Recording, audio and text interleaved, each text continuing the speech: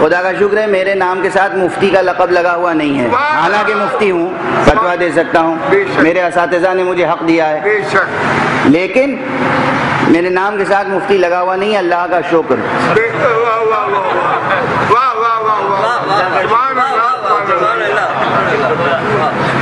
چونکہ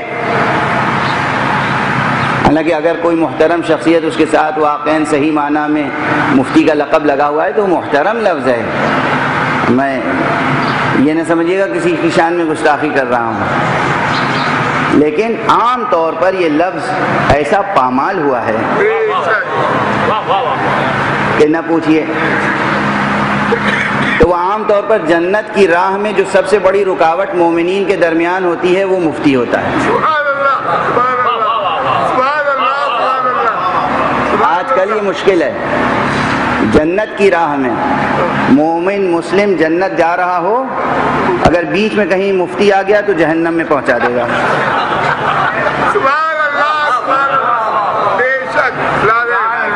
آپ دیکھیے صورتحال یہی ہے۔ جو صحیح مفتی ہیں ان کی بات نہیں ہے، دیکھیں ایسی باتیں جب بھی کہی جاتی ہیں تو پانی نشیب ہی میں مرتا ہے، فراز پہ نہیں جاتا۔ اگر کوئی علم و کردار کی بلندی پر ہے تو اسے کوئی آنچ نہیں ہے، پانی نشیب میں جائے گا۔ لیکن عام طور پر جو صورتحال ہے، ایسا پامال ہوا یہ کلمہ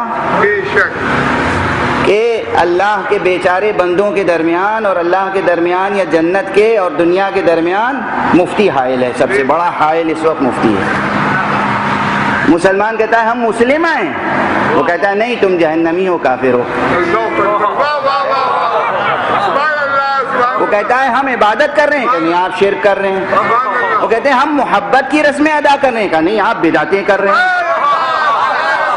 یعنی نیت ہماری، محاسبہ آپ کا۔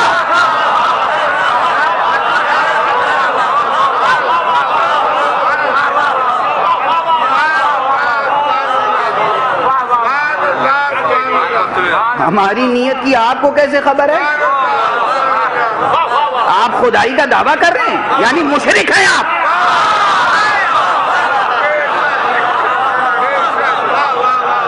اپنی خبر لیجئے، نیت ہماری، ہم اس علم کو بوسہ دے رہے ہیں۔ یہ علم اس لیے علم توحید ہے، اس لیے ہم بوسہ دیتے ہیں۔ اللہ سے محبت ہے، اللہ کا ہاتھ تو ملے گا نہیں کہیں چومنے کے لیے۔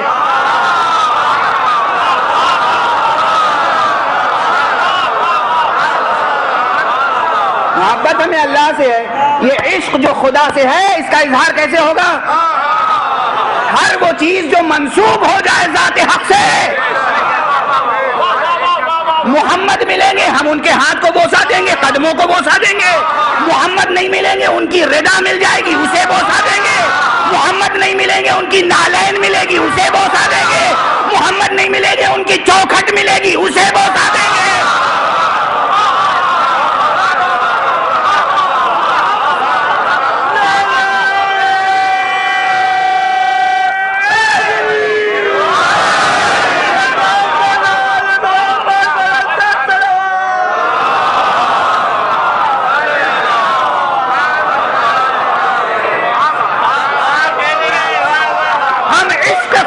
سرشار ہو کر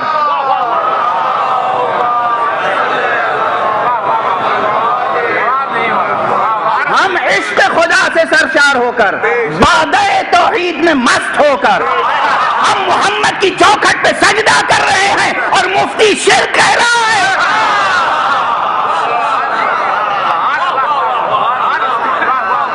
خود یہ مفتی جب دنیا کے سرکشوں کے آگے سجدہ کرتا ہے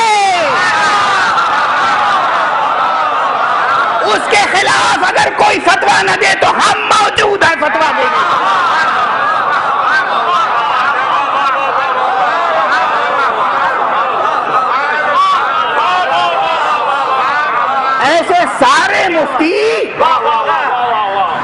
ایسے سارے مفتی وہی حیثیت رکھتے ہیں جو میں نے عرض کیا کہ جنت کے و مسلمان کی راہ میں رکاوٹ ہے۔ سب سے بڑی رکاوٹ اس وقت یہی ہے، مسلمان کہہ رہا ہے میں مسلمان ہوں، آپ کہہ رہے نہیں تو کافر۔ یہ حق صرف اللہ سبحانہ و تعالیٰ کا، اللہ جانتا ہے بندے کی نیت۔ اللہ کے رسول نے کہا انما الاعمال بالنیات، عمل کا دار و مدار نیت پر ہے۔ عجب نہیں کہ ایک مجذوب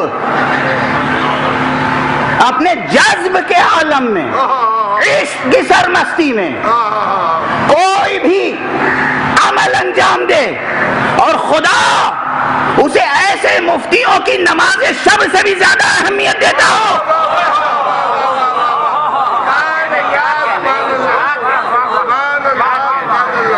اور اگر نماز شب صرف اپنی حیثیت عرفی کو باقی رکھنے کے لیے ہے تو وہ شرک ہے۔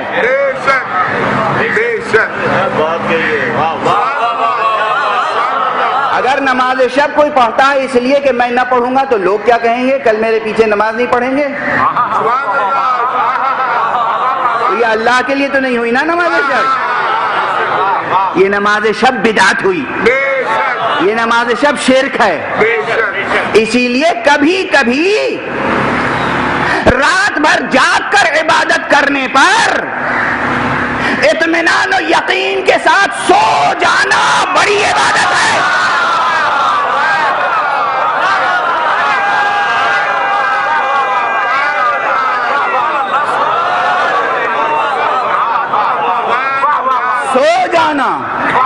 سو جانا بڑی عبادت ہے۔ قربان ہو جائے ہماری جانیں سرکار رسالت پر اور سرکار ولایت پر۔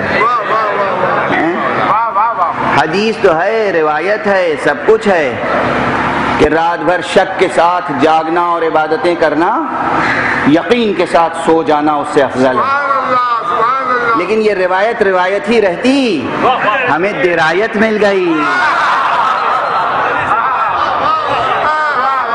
درایت بھی کس سے ملی؟ خدا کی قسم اب ایک جملہ کہوں گا، جتنی قسم کی عبادتیں ممکن ہیں متصور ہو سکتی ہیں ان تمام عبادتوں کو ذات علی ابن ابی طالب نے انجام دیا۔